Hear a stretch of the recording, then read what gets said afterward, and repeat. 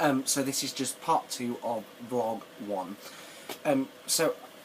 It's just about over these next 8 weeks. I'm going to be discussing in detail on self-assessment, continuous research, and just improving the skills that I'm using. So obviously, when we're doing this, we have to take a lot into account because there's so much that goes into the production that we add. For example, so accents that we're using. Four Guys and Dolls will be using a New York accent, which is something that I'm going to struggle with. I can do general American-ish, but yeah, New York is something I've never done in a show before, so that will be the biggest struggle for me. Throughout the last week, David's been doing a few workshops with us on just going through words, going through the pronunciation of words in a New York accent, going through words which we may find difficult, or through words that may not flow as nice as others do.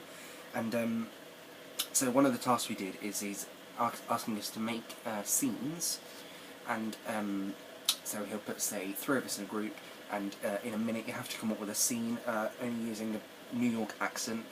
The scene can be of whatever, but the trouble is it's only in a minute.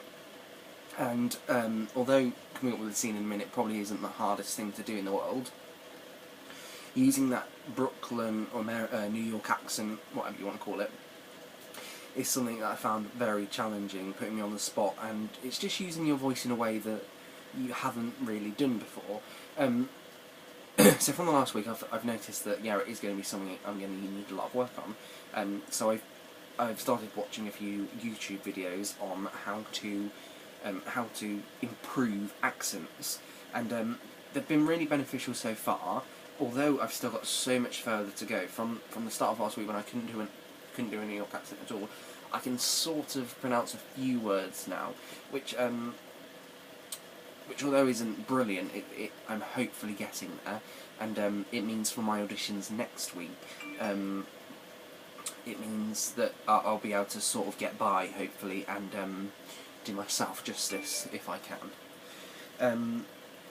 So the whole production, as I said, will be an hour long, and this means that everything will be a little bit more condensed, and we'll be using almost the vital information from the musical, meaning each part that everyone has won't be as big as it normally would be, and also that maybe not everyone will get a huge part in it.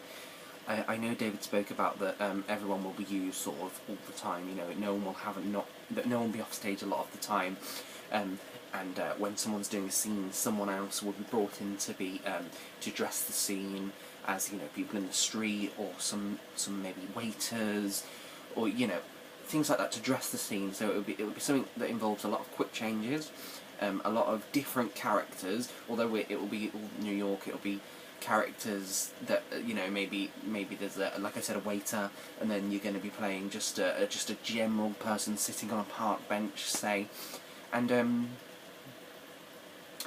yeah, so it'd just be it's getting into that mindset of swapping through characters, and that's again is going to be a really big challenge for me.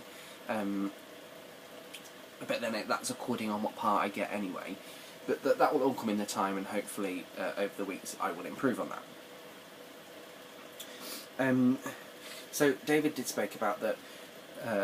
Although there'll be a lot of time in class to go through things, we will need to be putting in the work outside of class too. So, so say we're blocking a scene, and we've done the blocking, and then we want to clean it. What we will have to do then outside of class is learn that lib.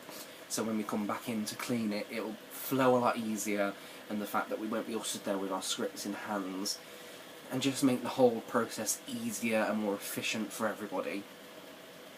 And that's just about it for my first vlog. Next week will be about hopefully how my audition goes, what parts I'm getting, and how we're progressing from there. So thank you.